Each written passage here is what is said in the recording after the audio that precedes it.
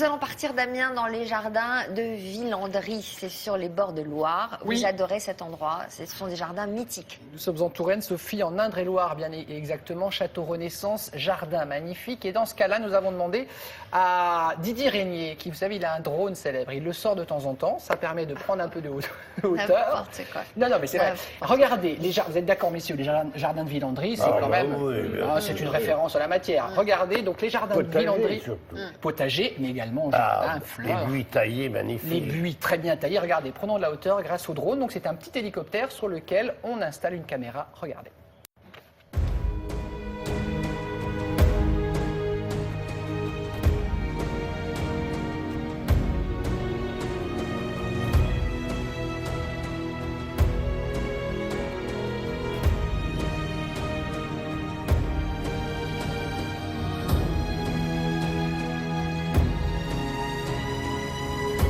Villandry, le dernier des grands châteaux bâtis sur les bords de la Loire à l'époque de la Renaissance.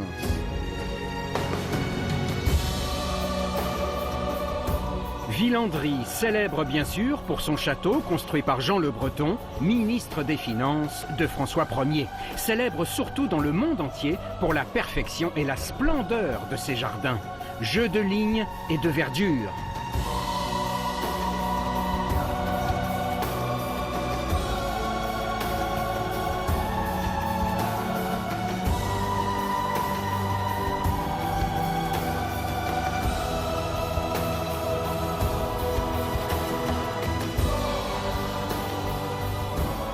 Quatre niveaux différents, 6 hectares de jardin aux noms évocateurs, aux destins attrayants.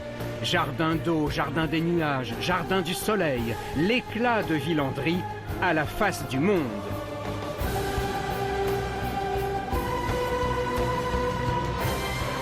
Et l'intérieur vaut bien l'extérieur, si toutefois on se donne la peine de s'y attarder. Tout un monde de faste et d'élégance qui ne demande qu'à s'éveiller. Alors on entre dans la grande salle à manger provençale, l'une des plus belles pièces du château. Porcelaine de Limoges et grande fontaine intérieure. Et puis un peu plus loin, au rez-de-chaussée, la seule pièce à avoir gardé sa structure du XVIe siècle, la cuisine, c'est comme si on venait de la quitter. Après, de couloir en couloir, c'est une succession de salons, de chambres, de surprises. De meubles, de tapisseries, de peintures, du XVIe, XVIIe et XVIIIe siècle, d'escaliers et de donjons aux vues imprenables. Oui, la vie avait ici du relief, les soirées de l'éclat et le château de l'élégance. Chaque visiteur en capte forcément quelques lumières. Les jardins, encore et toujours, la signature de Villandry. Une histoire à l'origine de laquelle on trouve un docteur espagnol, Joaquim Carvalho, et son épouse, Anne Coleman. Coup de foudre, coup de folie et surtout coup de pioche et de pelle pour façonner ce que l'on peut considérer comme l'un des plus beaux jardins du monde. Grande beauté des jardins d'ornement et petit secret des jardins d'amour qui se divisent en 4 tableaux. L'amour tendre, l'amour passionné, l'amour volage et l'amour tragique. Fleurs en forme de cœur ou de glaive, à chacun d'y reconnaître son bonheur ou ses tourments. On peut passer des heures à se perdre dans ce labyrinthe de la vie. Essayez.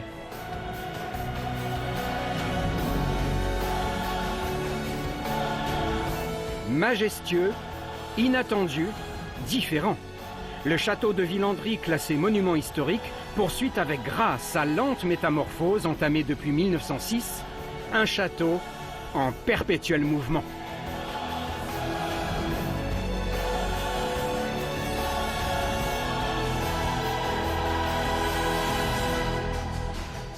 Sublime jardin. Qu'est-ce qu'on retient de ce jardin, Alain Baraton? Que les fleurs et les légumes sont capables d'y faire l'amour pour notre plus grand plaisir.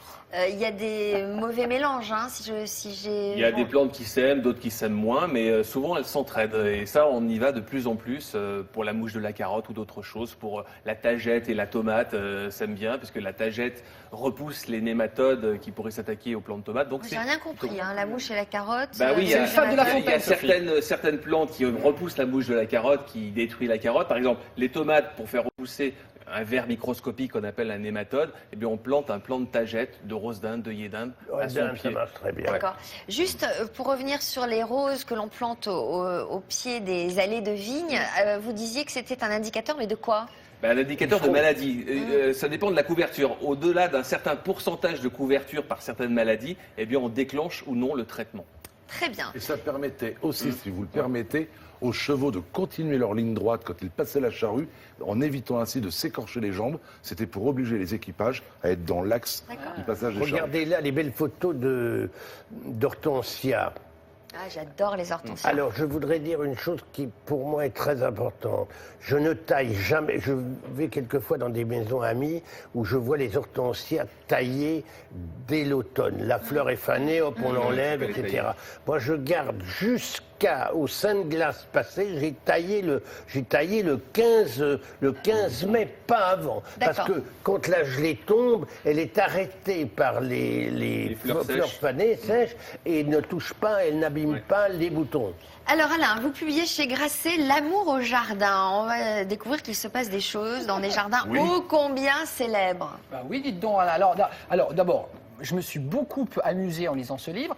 C'est très sexuel, mais c'est la vie, me direz-vous. Vous faites analogie entre... Vous êtes quand même obsédé, plantes. parce que ça fait plusieurs livres que vous consacrez à ce qui se justement, passe dans les jardins. Je me suis posé la question, suis-je obsédé sexuel? Oui, La réponse la est oui. réponse est La oui. réponse est oui, donc je l'écris d'ailleurs dans ce En préface, dès le début. Mais j'explique le pourquoi. Ouais. Si mes parents ne m'avaient pas fait le coup quand j'étais enfant de la petite graine, du Ouais, plantoir, ouais, des filles qui naissent dans les roses, peut-être que j'aurais choisi un autre métier. Et en fait, j'ai constaté que le langage du jardinier était un langage d'amoureux. Bah ça, Même c'est Jean-Pierre sûr. le sait. Ouais. Ces échecs Est-ce que sentimentaux, les ratons. Les râteaux, on a râteau. Est-ce que le passionné jardin est forcément obsédé sexuel ou pas? Je crois qu'on ne peut pas aimer le jardin. Jean-Pierre Je crois que Coff. oui, Jean-Pierre. Effectivement, vous devinez un peu, forcément. Alors, partons à Versailles, Alain. Dans les bosquets de Versailles, alors il y a eu, mais franchement, on dit qu'aujourd'hui, le XXIe siècle, il y a de la débauche. Pas du tout.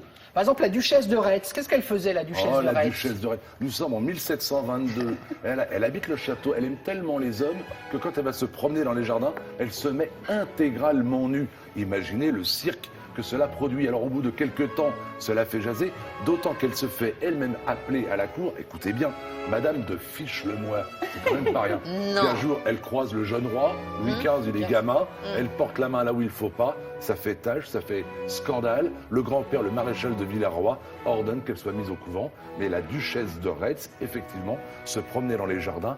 Elle a dû s'ennuyer entièrement au nue. courant alors. Oui, ça a dû la changer, oui. Ah bah oui. C'était donc, on va dire, un lupanar géant, en fait. Oui, parce que c'était la Régence. Louis XIV a fait régner une chape de dictature pendant très longtemps. En 1715, il meurt, la cour s'installe à Paris. Et bien pendant ce temps, Versailles, que fait le peuple? Il vient se vautrer dans le lit du roi, il vient s'amuser, comme le régent lui-même le fait aux Tuileries. Et donc Versailles devient un gigantesque lupanar. C'est pas, le titre aurait pas eu d'être l'amour au jardin, ça devrait être le cul au jardin. Non, Oui, c'est ça, parle c'est un peu d'amour. plus poétique, Jean-Pierre. Oui. Ça revient à ça, on est d'accord. Ah bah d'accord. Bon. Sauf que le cul au jardin, bon, Grasset, ça fait bizarre quand même, vous voyez. Non, on parle d'amour. Bien sûr. C'est un exemple simplement un peu graveleux, certes, un exemple. Que j'ai Comment elle retenu. s'appelle, Madame de Retz? Comment on l'a La surnommée? fiche-moi là. Madame de Fiche-le-moi. Fiche-le-moi. Fiche-le-moi. Ah, fiche-le-moi, Fiche-le-moi. c'est plus Elle était- impératif. Ah oui, oui, ça. c'est Elle impératif. était une intime d'un marquis qui, lui, se faisait appeler Bracmardus. Ah, bah très oui, bien, bah, bien connu. Alors, qu'est-ce qui se passe avec la coccinelle? Il paraît qu'il... Ah, on part sur la coccinelle. Bah, si je vous sais voulez. pas, vous voulez partir Oui, sur quoi? bah, je voulais vous offrir quelques plantes, peut-être juste avant. D'accord. Pardon. Alors, Alors, allez-y. par exemple, j'ai envie d'offrir à Sophie, parce que je suis un poète, en ce beau week-end, un arbre à couilles. Ça ressemble à quoi? Très belle C'est une arme. bonne idée. Je vous complimente pour votre choix. C'est Enfin, excusez-moi. Regardez, Je non, présente c'est ça. mes excuses aux téléspectateurs, cette émission est mal barrée. Mais Sophie, c'est le nom. C'est Alors, un arbre à qu'est-ce que couilles. c'est? un arbuste qui vit dans le nord de l'Afrique et qui Oui. produit des fruits semblables à des olives, semblables à des testicules, d'où le nom d'arbre à couilles. Vous en avez, Jean-Pierre, chez vous? Non. Il faudrait, Jean-Pierre. Mais si, Jean-Pierre en a Mais je ne les accroche nulle part. Jean-Pierre en a C'est peut-être, dommage. Parce que l'orchidée s'appelle ainsi car elle vient le nom vient du grec orchis, qui là encore signifie testicule. Quand, Sophie, vous allez sur le marché acheter des avocats, Oui. vous achetez des awakati. C'est comme ça que les Indiens d'Amérique du Sud appelaient le fruit. Là encore, vous parlez de testicules. Ah bon? Le monde du jardin, je vous le dis, est un monde d'obsédés. Par exemple, l'arôme, je sais pas comment on prononce, L'arôme. regardez la forme, c'est C'est un turgescent. sexe de femme et effectivement c'est vrai et ça on dirait un clitoris. Bon, c'est alors là, magnifique. ça fait longtemps que vous n'en avez pas vu. Mais si, enfin, Ah bah, Il connaît, Jean-Pierre. Pardon. Et l'arôme, Ça dépend. le nom anglais, c'est le surnom. Tu as été, je crois, scout. Eh bien, c'était ton surnom quand tu étais scout parce que les Anglais l'appellent pénis gaillard. Ah, pénis. Ah, bah oui, donc c'est bien ce que je disais, franchement. Il y en a une aussi qui ressemble et qui est rouge, qui s'appelle langue de feu.